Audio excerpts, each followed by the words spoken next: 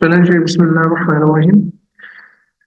यार, हमने A2 के अंदर सिस्टम सॉफ्टवेयर शुरू किया था। मैंने बड़ी प्यारी सी छोटी सी डेफिनेशन लिखवाई थी। प्रोसेस स्टेट्स को हमने डिस्कस किया था, लेकिन मैंने प्रोग्राम और प्रोसेस को भी डिस्कस कर लिया था। ठीक है। उसके बाद हमने ये तीन स्टेट्स डिस्कस की थी, लेकिन ये अभी अधूरी इसलिए है क्योंकि हमने इसके साथ स्केड्यूलिंग एल्गोरिथम्स को पेयर अप नहीं किया। तो प्रोसेस स्केजुलिंग जो है उसको हम थोड़ा सा डिस्कस करके इसके पास पेपर के क्वेश्चंस कर लेंगे। और इंशाल्लाह आज मेरी कोशिश है कि तुम लोगों को वो जो सोर्स कोड से ऑब्जेक्ट कोड तक का सफर है, बीच में जो उसके 4 स्टेप्स हैं, वो भी डिस्कस कर लेंगे इंशाल्लाह। हर एक स्टेप के अंदर फिर डेप्थ भी है थोड़ी सी। Let's start with the process scheduling algorithms. सबसे पहले जो प्रोसेस शेड्यूलिंग एल्गोरिथम है हमारे पास लिखा हुआ है, shortest job first. Process scheduling itself क्या होता है? हमने इस चीज को डिस्कस किया था कि जब कभी हम किसी प्रोग्राम को क्लिक करते हैं स्मार्टफोन पे या पीसी पे, डबल क्लिक कर देते हैं या लैपटॉप पे, तो वो प्रोग्राम जब लोड होता है रैम में तो उसको हम कहते हैं ये प्रोसेस बन गया। प्रोग्राम का प्रोसेस जनरेट हो गया। एक प्रोग्राम के एक से ज्यादा प्रोसेसेस भी जनरेट हो सकते हैं। जैसे लास्ट टाइम हमने कंट्रोल आर्ट डेल करके देखा था, और अभी भी देख रहे हैं। तो क्रोम मेरे पास खुला हुआ है। क्रोम के अंदर इस वक्त मेरे पास सिर्फ 3 टैब खुले हुए हैं, लेकिन यहाँ पे वो अगर मैं देखूंगा तो जो देखो प्रोसेस लिखा हुआ है, ठीक है। तो यहाँ ये ऑपरेटिंग सिस्टम जो क्रोम के प्रोसेस मुझे दिखा रहा है 12 processes. So when you run an application, a software, it can generate more than one process. Process is a life form of a program. ठीक है?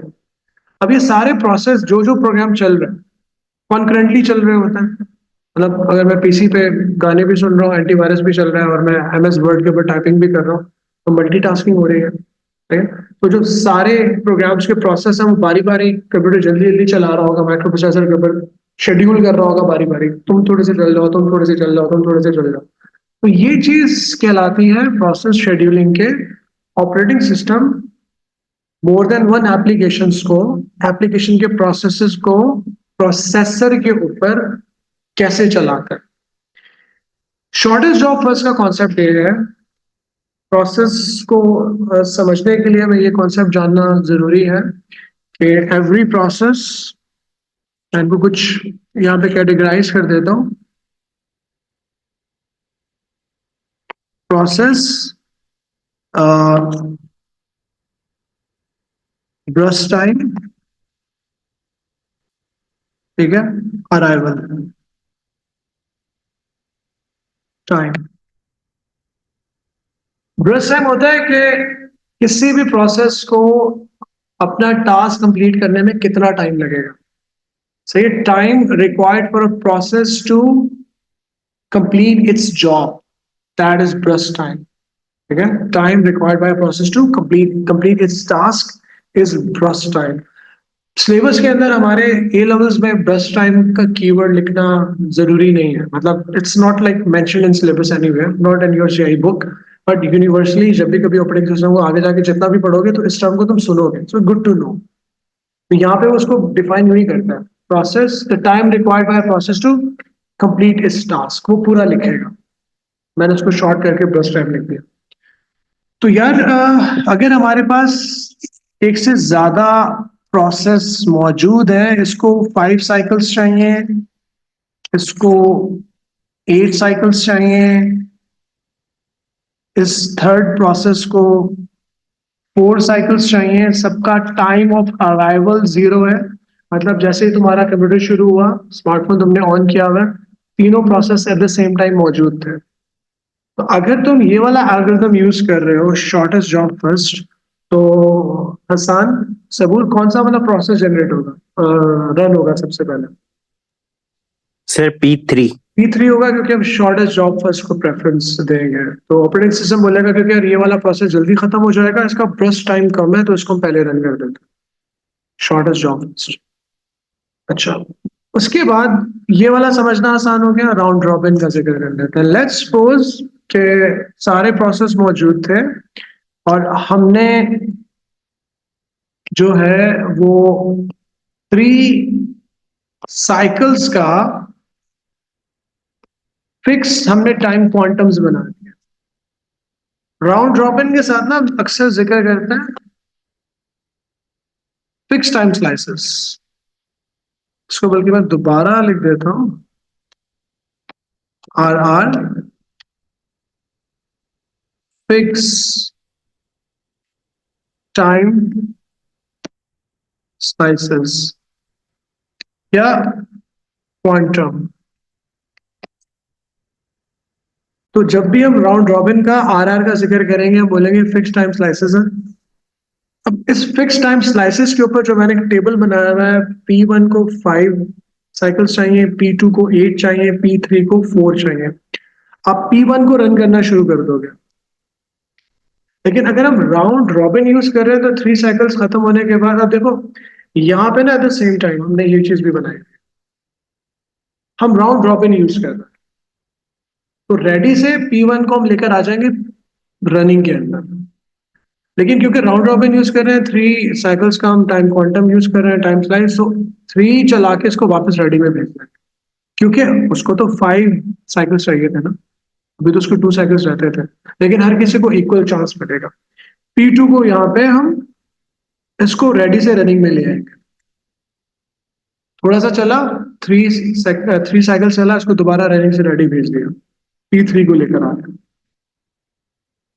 इसको भी 3 साइकिल चलाया, इसको रनिंग से रेडी भेज दिया, P1 को दोबारा स्केड्यूल कर दिया। सही है, इसके 2 स्लाइसेस इसको चाहिए थे, कंप्लीट हो गए। तो अच्छा, ये वाला ग्रे वाला एरिया में डिस्कस नहीं करना चाह रहा क्योंकि ये हम जरा अंडर ग्रेजुएट लेवल पे चेक करते हैं। भी 2 स्लाइसेस, 2 साइकिल चाहिए थे ना, 3 साइकिल्स अलॉट किए, तो एक एक्स्ट्रा स्लाइस का क्या होगा? खैर है, ठीक है, वो एक साइकिल हमने खाली जाने दिया। दोबारा फिर हम शेड्यूल कर देंगे P2 को। P1 जब दोबारा स्केड्यूल हुआ, रन हुआ, उसको टाइम क्वांटम 3 स्लाइसेस मिला था, उसके रिमेनिंग साइकिल्स 2 थे, तो रनिंग के बाद कहाँ जाएगा वो?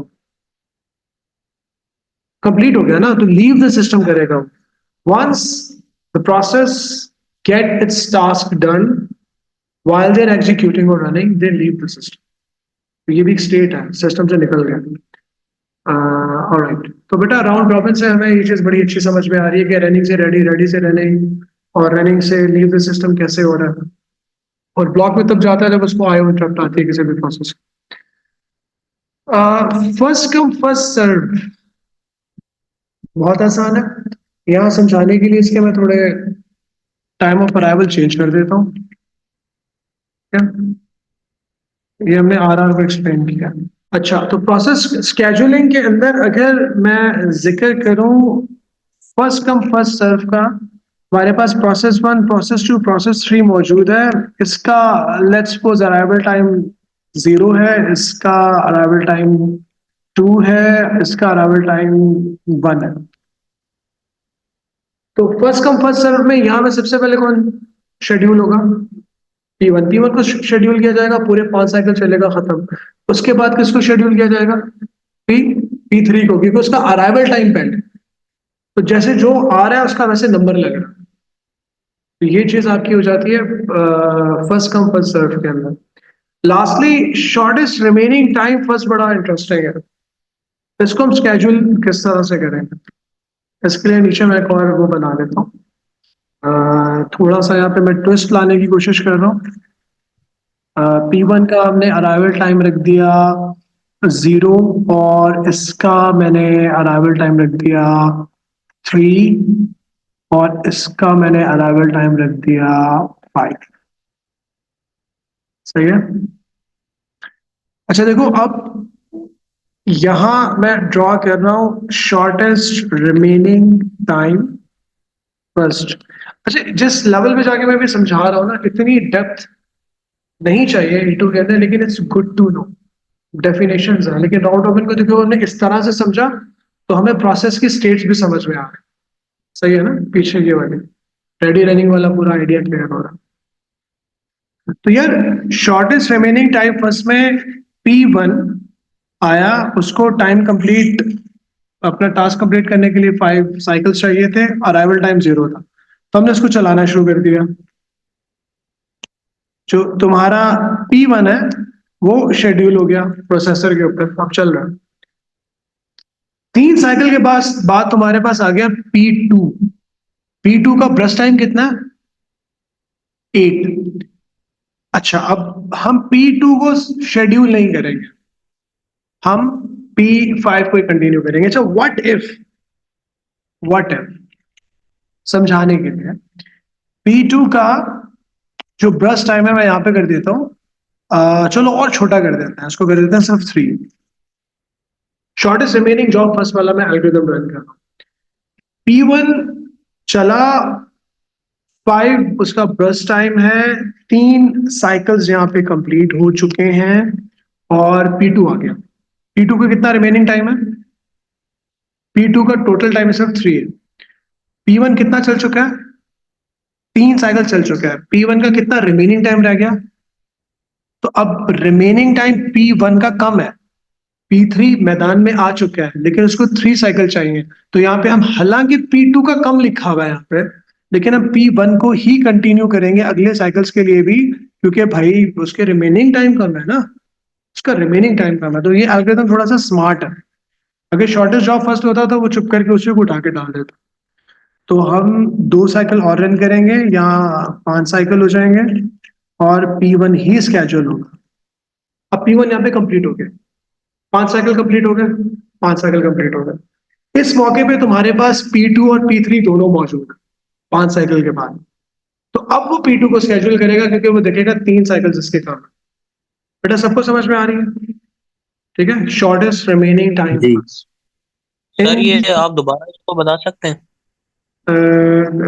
इसको बेटा शॉर्टेस्ट रिमेनिंग टाइम फर्स्ट को, जी सर। अभी इसको दोबारा डिस्कस कर लेते हैं। ये देखो मैंने यहाँ पे इसकी हेडिंग भी डाली है, इसको थोड़ा और इंटरेस्टिंग बनाता है। इसको हम कर देते हैं सिर्फ 2। बेटा ये जो ब्रश टाइम होता है ना, ये होता है कि किसी प्रोसेस को अपना टाइम, किसी भी प्रोसेस को अपना टास्क कंप्लीट करने के लिए टाइम कितना चाहिए।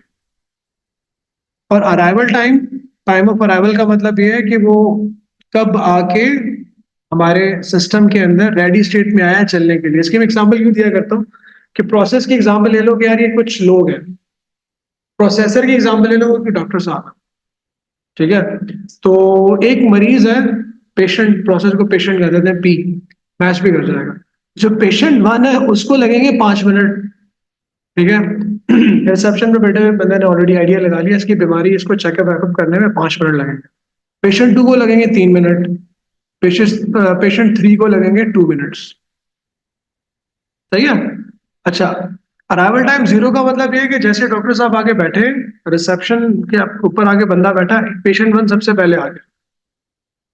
3 मिनट के बाद पेशेंट 2 आ रहा है, वो बाद में आके बैठेगा। पेशेंट 3 5 मिनट के बाद आके बैठ रहा है। ये सीन है। ठीक है, अब वो ये रहा है कि जब आप प्रोसेस 1 को आपने डॉक्टर साहब के पास भेज दिया और वो चलना शुरू हो गया क्योंकि सबसे पहले आया था, तो आपका P1 जो है वो शेड्यूल होना शुरू हो गया। जैसे ही आपका पेशेंट 2 आएगा ना, प्रोसेस 2, 3 मिनट के बाद, तो जो रिसेप्शन पे बैठा हुआ बंदा है जो कि ऑपरेटिंग सिस्टम, वो देखेगा कि यार डॉक्टर साहब के पास जो बंदा बैठा हुआ था ना, उसको 5 मिनट कंप्लीट होने के लिए चाहिए थे, तो उसको 3 मिनट डॉक्टर साहब देख चुके हैं, अब ये बंदा आया है। तो डॉक्टर साहब को उसी बंदे को देखने दो क्योंकि उसको सिर्फ 2 मिनट और लगेंगे और उसके बाद उसका काम खत्म हो जाएगा। व्हाट इफ के बेटा ये 5 मिनट नहीं होते, ये लेट्स सपोज 9 मिनट होता है, यही सिनेरियो होता तुम्हारे पास, तो फिर ऑपरेटिंग सिस्टम क्या करता? हालांकि सर P2 को एंटरटेन करता। P2 को एंटरटेन करता क्योंकि वो देखता कि भाई 3 बंदा अंदर गया हुआ है, पेशेंट 1, 3 मिनट हो चुके हैं लेकिन रिमेनिंग टाइम कितना उसका? 5 मिनट अभी भी रहता है उसको, 6 मिनट। कहता है नहीं यार तुम प्लीज थोड़ी देर के लिए बाहर आ जाओ, P2 को अंदर भेजो, क्योंकि उसको सिर्फ 3 मिनट लगेंगे, उसका टाइम, उसका काम खत्म हो जाएगा, फिर तुम बाद में चलेगा। तो शॉर्टेस्ट रिमेनिंग जॉब बस इस तरह से काम करता है। तो इस वजह से 3 के बाद भी जो हमारा पुराना वाला सिनेरियो था, वो इसे कोई कंटिन्यू करवाएगा अगले 5 साइकिल्स तक। अब 5 साइकिल कंप्लीट हो चुके हैं, ये दोनों लोग मौजूद हैं। एक पहले थोड़ा आके बैठ गया था, लेकिन अंदर वाला बंदा उसको ठीक है देखा जा रहा था। तो 5 मिनट के बाद P2 भी बाहर बैठा हुआ था, P3 भी बाहर बैठा हुआ था। तब जाके डॉक्टर साहब फ्री हुए। अब जो है वो देखेगा, हालांकि P3 बाद में आया था, लेकिन उसको पहले अंदर भेज दिया जाएगा क्योंकि उसका टाइम कम है। ठीक है।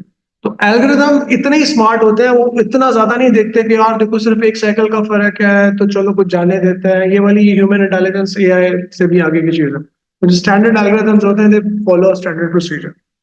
Loud and clear.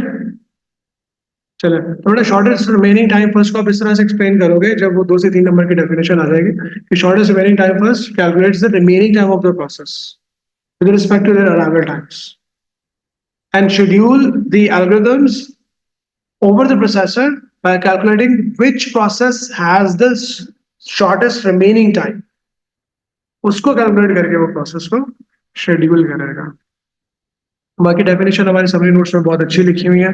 हमजा मुझे रिकॉल करवाना, मैं तुम्हें ठीक है बता दूंगा। बेटा ये वाला टॉपिक बिल्कुल मैं स्क्रैच से करवा रहा हूँ, तो सबको समझ में आना चाहिए।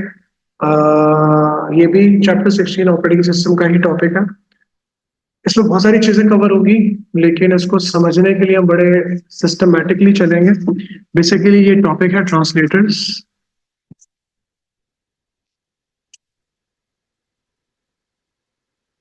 ठीक है, ट्रांसलेटर्स भी हमारे ऑपरेटिंग सिस्टम की कैटेगरी के अंदर फॉल करते हैं। इंटरप्रेटर, कंपाइलर, असेंबलर तो सबको पता होंगे, लेकिन यहाँ कहानी थोड़ी डिफरेंट है। सोर्स कोड किसको कहते हैं भाई, सबको पता होना चाहिए। वो कोड जो किसी ना किसी हाई लेवल या लो लेवल लैंग्वेज के अंदर लिखा हुआ होता है। यानी हाँ, high level language, low level language code या अंडरस्टैंडेबल कोड। कोड काफी है that can be understood by A programmer. Programmer उस कोड को पढ़ के बता देगा, फॉर का लूप लगा हुआ है, इफ लगा हुआ है, उसको पूरा आईडी के ऊपर कोड रखा हुआ नजर आ रहा है। जो एक्चुअल रेसिपी है ना, व्हाट्सएप बना कैसे, पबजी बनी कैसे तुम्हारी गेम, उसके पीछे की प्रोग्रामिंग सारी बंदे को सामने नजर आ रही है। ये चीज कहलाती है सोर्स कोड। सोर्स, उसी सोर्स कोड को जब आप ट्रांसलेट कर देते हो, सही है, human support, human understandable code, हाँ सही है। प्रोग्रामर्स भी तो ह्यूमंस होते हैं, ठीक है, अभी तक तो। लेकिन एक हम प्रोग्रामर का वर्ड इसलिए यूज करेंगे क्योंकि सारे ह्यूमंस तो प्रोग्रामिंग लैंग्वेज को नहीं समझते ना। अच्छा, तुम समझते हो, तुम यूनिक ह्यूमन हो। ऑब्जेक्ट कोड, अच्छा, ट्रांसलेटर्स। अच्छा देखो, जितना ट्रांसलेटर्स में जो हम कुछ अब स्टेप्स फॉलो करेंगे, इंटरप्रेटर या कंपाइलर्स हो, मोस्टली जो ऑब्जेक्ट कोड है वो कंपाइलर्स आपके प्रोड्यूस करते हैं। तो बेसिकली हम कंपाइलर का मोस्टली जिक्र करेंगे।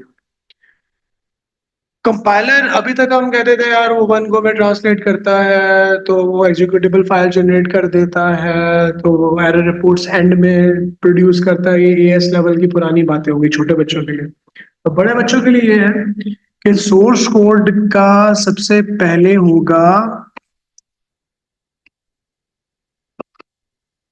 Lexical analysis. ये ट्रांसलेट होने के लिए जा रहा है, ऑब्जेक्ट कोड बनने के लिए जा रहा है। ऑब्जेक्ट कोड क्या होता है? The code which can which is ready to run on microprocessor. It's a machine code, ठीक है। और फर्दर ये होता है कि किसी ऑब्जेक्ट कोड को देख के रिवर्स इंजीनियरिंग करके आप सोर्स कोड नहीं पता चला सकते। सॉफ्टवेयर डेवलपमेंट कंपनीज जो है वो अपना रेसिपी अपने पास रखती हैं, ट्रांसलेट करके उसका ऑब्जेक्ट, उसके एग्जीक्यूटेबल फाइल बना के आपको देती है। तो व्हाट्सएप के आपको कोड नहीं दिया जाएगा, सिर्फ सॉफ्टवेयर दिया जाएगा। खैर, तो सोर्स कोड को जब आप ट्रांसलेट कर रहे होंगे, सबसे पहले लेक्सिकल एनालिसिस होगा। लेक्सिकल एनालिसिस होने के बाद सिंटैक्स एनालिसिस होगा, ठीक है। सिंटैक्स एनालिसिस होने के बाद कोड जनरेशन होगी, ठीक है।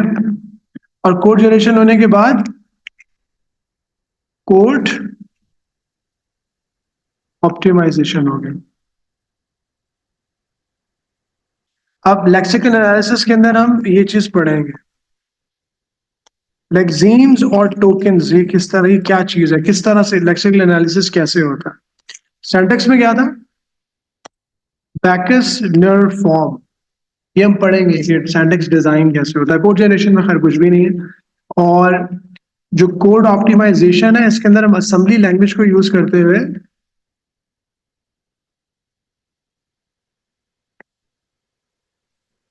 हम ऑप्टिमाइज करना सीखेंगे थोड़ा सा, कि कोड को कैसे ऑप्टिमाइज करते हैं।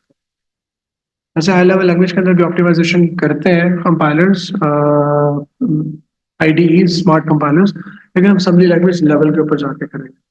तो बेटा लेक्सिकल एनालिसिस कुछ कुछ ज्यादा तुम लोगों को क्या होता है। अच्छा, लेक्सिकल एनालिसिस के अंदर थ्योरी बड़ी पता नहीं मजे मजे की चीजें लिखी हुई हैं, लेकिन ये क्वेश्चन याद आ रहा है कुछ कुछ। सही है, मैं ये इस क्वेश्चन को ठीक है करवा रहा हूँ बेटा, ये क्वेश्चन करके ना आपको समझ में आ जाएगा लेक्सिकल एनालिसिस क्या है। That's why I am bringing you to this past paper question. ये हमारी उसी बुकलेट पे जो वेबसाइट पे रखा हुआ है, उसके पेज नंबर 62 के ऊपर। इसी तरह का एक और क्वेश्चन भी आई थिंक पेज नंबर 86 के ऊपर वो होगा, ठीक है। अच्छा, यहाँ पे ये आपके पास आपका source code available, this is the source code, everybody can see the source code, ठीक है, स्टार्ट और फॉर का लूप और ये वो।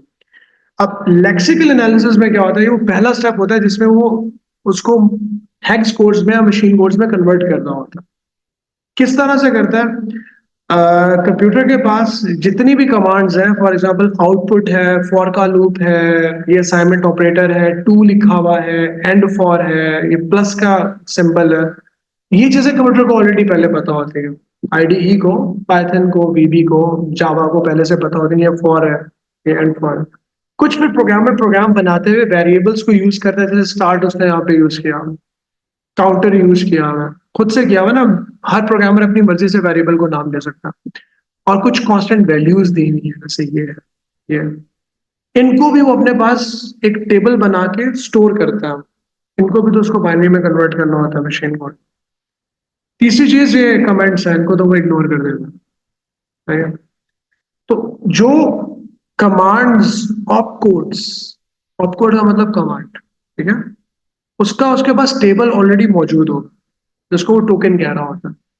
असाइनमेंट ऑपरेटर का उसने टोकन बना के रखा हुआ है, सही है, प्लस का टोकन बना के, ये सारी लिस्ट उसके पास ऑलरेडी मौजूद है। फिर ऑपको टेबल के बाद सिंबल टेबल वो बनाता है अकॉर्डिंग टू दी, जब जो भी प्रोग्रामर ने प्रोग्राम बनाया है अकॉर्डिंग टू दैट, ठीक है। यार ये स्टार्ट है, ये पॉइंट वन है, तो हम थोड़ा सिंबल टेबल को बना भी लेंगे। ये यहाँ पे वैल्यू 60 क्यों लिखी हुई है, क्योंकि भाई उसने यहाँ पे बताया होगा कि जो सिंबल टेबल में तुम एंट्रीज करोगे ना, वो 60 से शुरू होगी, तो उसने थोड़ा सा बना के भी दिखाया हुआ।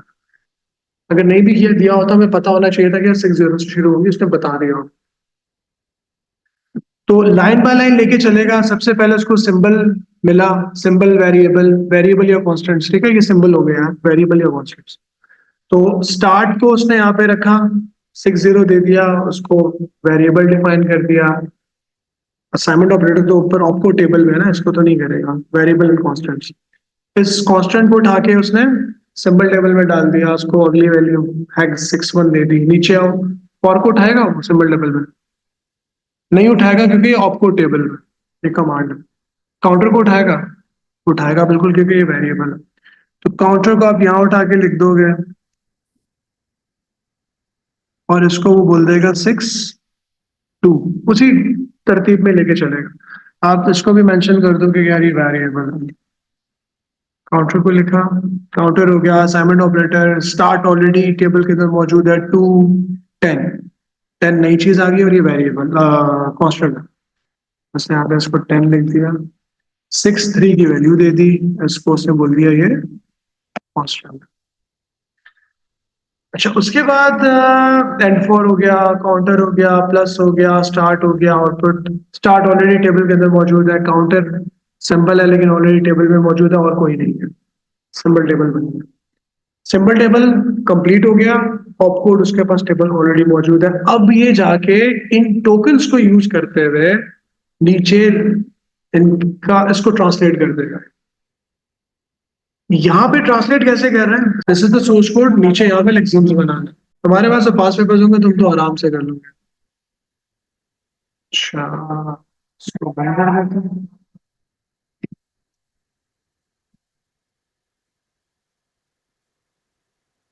Okay, this is the picture and there are the tables. चलो जी, रेडी रेडी, चलो जी बिस्मिल्लाह। बेटा सबसे पहले देखो स्टार्ट है हमारे पास। स्टार्ट को उसने यहाँ पे 60 क्यों लिखा है? इसलिए लिखा है क्योंकि स्टार्ट, देखो सबसे लाइन बाय लाइन ना वर्ड टू वर्ड ट्रांसलेट करने के लिए जाता, सबसे पहले उसको सोर्स कोड में मिला स्टार्ट। स्टार्ट को उसने यहाँ पे 60 लिख दिया क्योंकि हमारे पास सिंबल टेबल के अंदर स्टार्ट का टोकन 60 है। उसके बाद हमारे पास अगली चीज आ गई असाइनमेंट ऑपरेटर। असाइनमेंट ऑपरेटर का टोकन उसको मिल जाएगा ऊपर यहां से, सही है, 01। उसने यहाँ पे 01 लिख दिया। अब देखो लाइन बाय लाइन ट्रांसलेट कर रहा है, ये हो गया। अब ये वाला 01 को उठाएगा, .1 को। .1 हमारे पास नीचे यहाँ पे सिंबल टेबल के अंदर मौजूद है, उसका जो टोकन है वो है 61। इसको ब्लैक कलर का कर लेते हैं। हाँ, चल रहा है भाई, 61 हो गया। कमेंट्स को हम इग्नोर कर देंगे ऑफ कोर्स, सही है, तो कमेंट्स हमारे इग्नोर हो गए। इसका तो काम ही नहीं होता ना ट्रांसलेशन के अंदर, ये तो सिर्फ सोर्स कोड को देखते हुए यूजर फ्रेंडली बनाने के लिए होता है। फिर मिला हमें फॉर, ठीक है। फॉर कहाँ लिखा हुआ है? 4E, तो हमने यहाँ पे लिख दिया 4E। फॉर के बाद काउंटर। काउंटर हमारा उसका कुछ याद आ रहा है क्या था? काउंटर हमारा था, उसको हमने लिखा हुआ था 62, तो 62 लिख दिया। काउंटर के बाद असाइनमेंट ऑपरेटर हमें पता है, याद होगा ना, 01 था, 01। स्टार्ट भी हमें याद था, क्या था? 60। उसके बाद अब आ गया 2। 2 को हमें देखना पड़ेगा ऑपको टेबल के अंदर, 250, तो 50 लिख दिया। इसकी वैल्यू क्या थी? 63। 10 की बेटा वैल्यू सिंबल टेबल के अंदर 63 थी। आउटपुट पहली दफा हम देख रहे हैं, ऊपर जाके देखना पड़ेगा। आउटपुट 52। बेटा मैं 52 क्यों बोल रहा हूँ, 52 क्यों नहीं बोल रहा? क्योंकि ये हेक्साडेसिमल है, सही है। अच्छा, आउटपुट के बाद आ गया काउंटर। काउंटर की वैल्यू क्या थी? 62 थी, हाँ 62। प्लस की वैल्यू क्या है, यहाँ पे जाके देखनी पड़ेगी, 02। प्लस के बाद स्टार्ट 60, उसके बाद एंड फॉर देखना पड़ेगा जाके 53। तो ये तुम्हारा पूरा सोर्स कोड, उसका लेक्सिकल एनालिसिस हो गया, और ये तुम्हारे पास देखा ट्रांस हेक्सपोर्ट बन गया, समझ लो बाइनरी बन गया तुम्हारे पास, सही है। तो ये एक ट्रांसलेशन हो गई। Stage removes any comments in the program source code, अभी अभी हमने देखा lexical analysis. Stage could be ignored, optimisation जरूरी नहीं होती, काम हो जाता है, ऑप्टिमाइज कर लो तो बड़ी अच्छी बात। This stage checks the grammar of the program, वाह वाह कितना आसान है, ठीक है। Syntax analysis, this stage produces a tokenised version, तो ये भी लेक्सिकल एनालिसिस होगा। इसका मतलब कोड जनरेशन तो कहीं हमारा कमेंट को, इसको यार देख लेना हसान और हमजा और सबूर और अबैद, यार इसको यार चेक कर लेना ये क्या सीन है, ठीक है। ठीक है सर। बाकी तीनों तो कन्फर्म है, इसको देख लेना। अच्छा, मैं चाह रहा था कि तुम्हें क्वेश्चन का पेज नंबर बता दूं, तो एक और बड़ा मजे का क्वेश्चन आ गया। चलो ये मैं तुम्हारे लिए छोड़ रहा हूँ, यार डिस्कस कर ले, चलो कर लेते हैं। Lexical analysis, this stage make use of tree data structure, जो है ना, ये सिंटैक्स एनालिसिस के अंदर बनता है, इसको याद रखिएगा। वैसे जब हम सिंटैक्स शुरू करेंगे तो हम डिस्कस भी कर लेंगे। The stage enters symbols in the symbol table, अभी अभी सीखा हमने, This stage produce object code, of course, code generation, or improve the time optimization. Right. यार ये पेज नंबर है 84। उसी जैसा अगर आपको एक और क्वेश्चन करना है प्रैक्टिस के लिए, पेज नंबर 84 के ऊपर कर लीजिएगा, 84 ठीक है। चलें बेटा, मैं ये सेशन जी। क्लोज कर रहा हूँ। अगले सेशन में हम DNF और कोड ऑप्टिमाइजेशन को डिस्कस करेंगे।